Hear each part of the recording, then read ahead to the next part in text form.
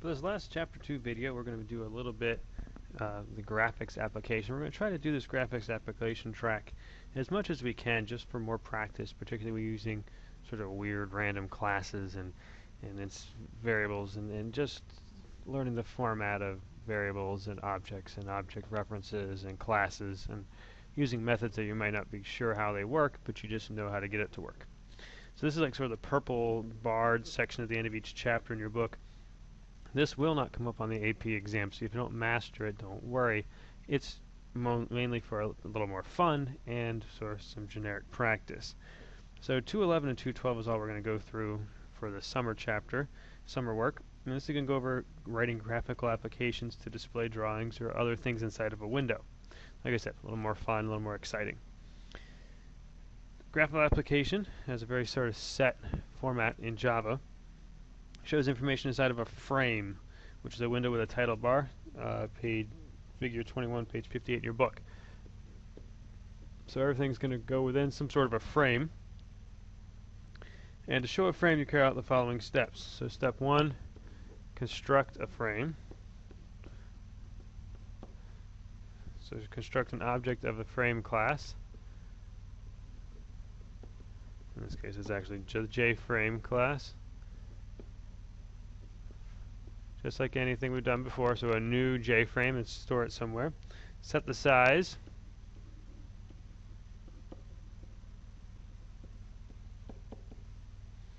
Set the title if you want. And then 4, set the close, set its default close operation. What is it going to do when you close out? We're just going to have it exit.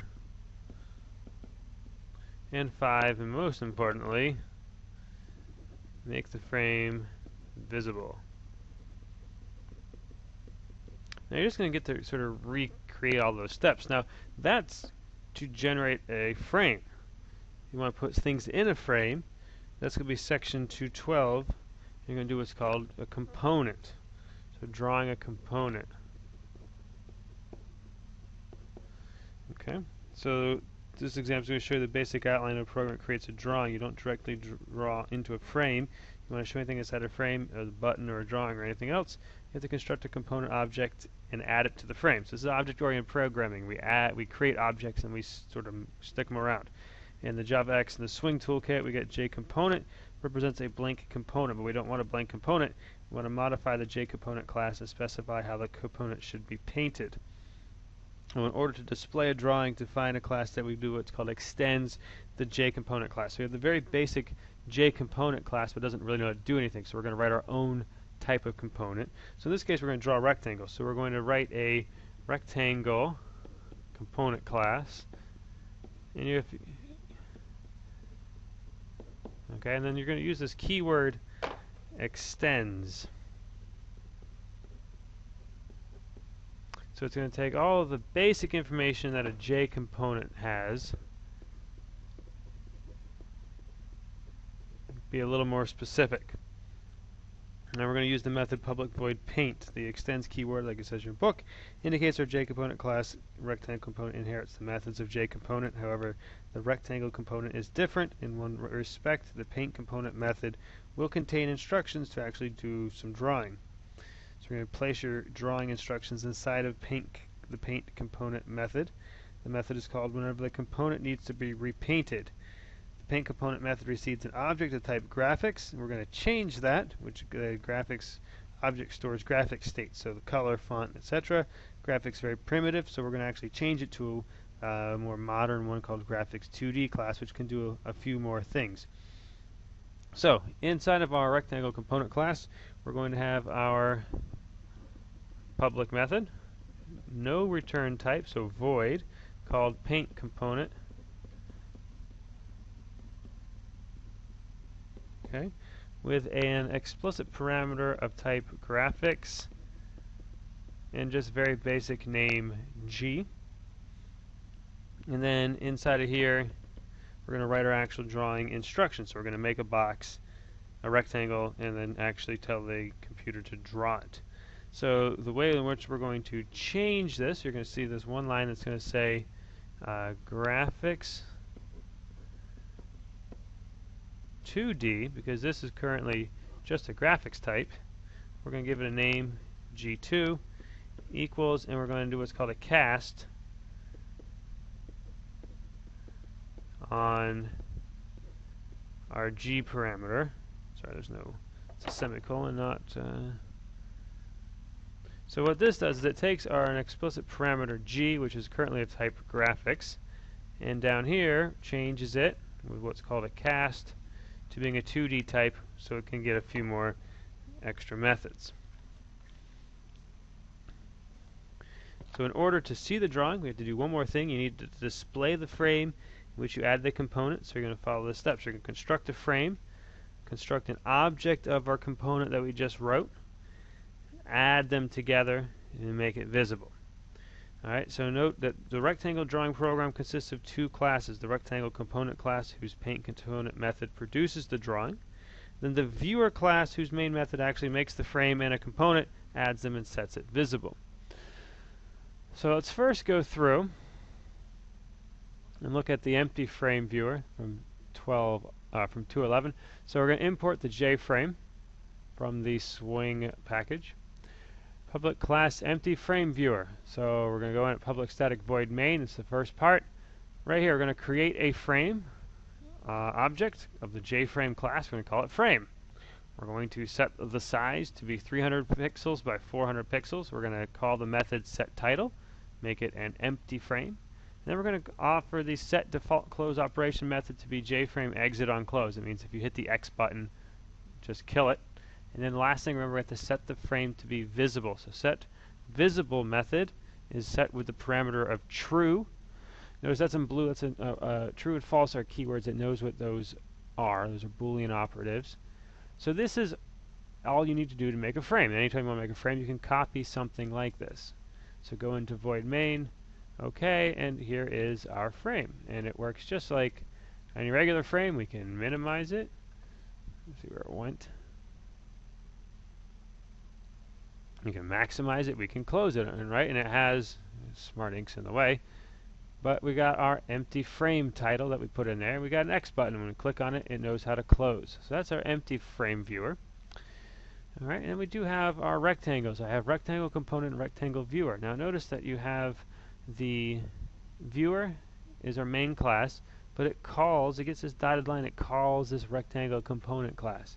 If I move this around, that's what it means. It means that this one needs this one to work. Alright, so if I go into my viewer, again I'm making a frame. So the frame is exactly like we did in the empty frame, with the exception of these two, well, the title being different, but these two lines, okay? This first line creates a new rectangle component. So it finds my rectangle component class that we're going to go look at a second, and it makes a new one, and it saves it in the object reference component, which is just a pointer to where the actual rectangle component is made. And then I have this method add. All right, so I have to remember the frame sets everything up, but I can't actually do anything inside a frame. So I have component, and then I take the method add, and it has an explicit parameter. And it's going to pass it the component we just made, so it will actually then draw it on the screen, and then set the frame to be visible. So what does the rectangle component do? There's a bunch of imports. I had to import graphics 2D, the rectangle, and the component that I'm working with. And again, I got some comments here. Component that draws two rectangles. So my public class, so what I'm writing is a class. We wanted to call it rectangle component. And we said it extends the J component, the base class that doesn't actually know how to do much. And we have this paint component method. It's a void type. There is no return. I'm not going to get anything back from it. And then I have my explicit parameter graphics G, which in the very first thing where it says recover graphics 2D, so we essentially change my graphics G parameter that J component knows, turn it into a graphics 2D object instead, so it has a few more things it knows how to do. And then I'm actually going to make a box just like we did before. So rectangle, class type, object reference name. Box equals a new rectangle. I made one rectangle at upper corner 510, size width 20, height of 30.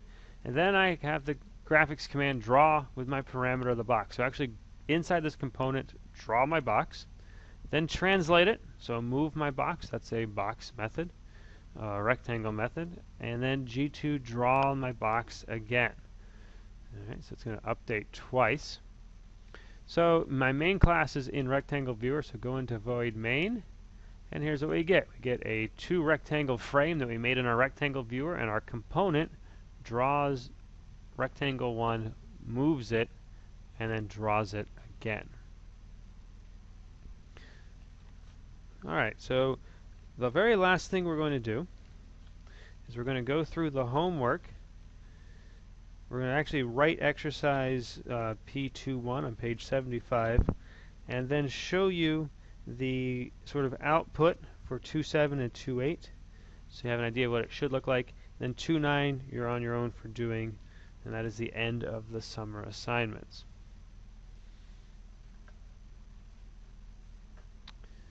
So if we go into here, so exercise P21 says write an area tester program that constructs a rectangle object, then computes and prints its area. Use the get width and get height methods.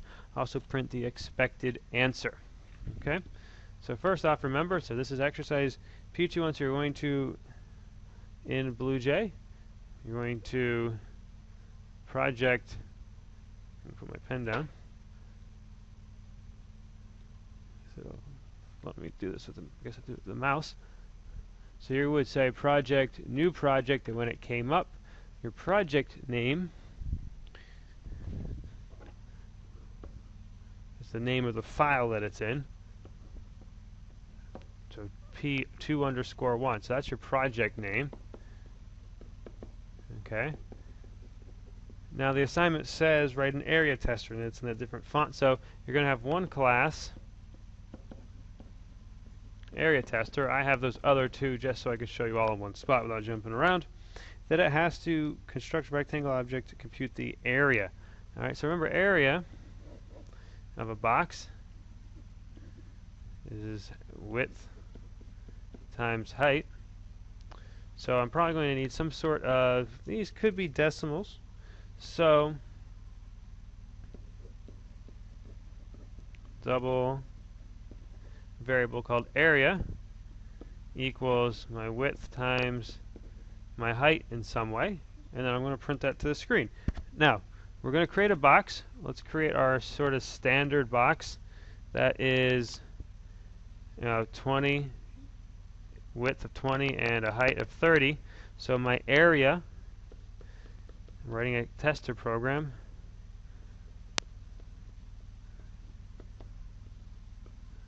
So 20 times 30, my expected area should be 600 units. Now you know this is a tester program. You're going to call it area tester because it told you to. So for you, in your project 2.1, you're going to have area tester. Remember, you're going to come over here and change the, when you make a new class where it says author and date, you're going to keep the date. The author is going to be you. You're going to say exercise P2.1, and you're going to put the date in there. All right, so we're going to have to import java.awt.rectangle. So we're going to construct one. So public class area tester. It's going to be a tester, so it's going to have a main. So we're actually going to run it.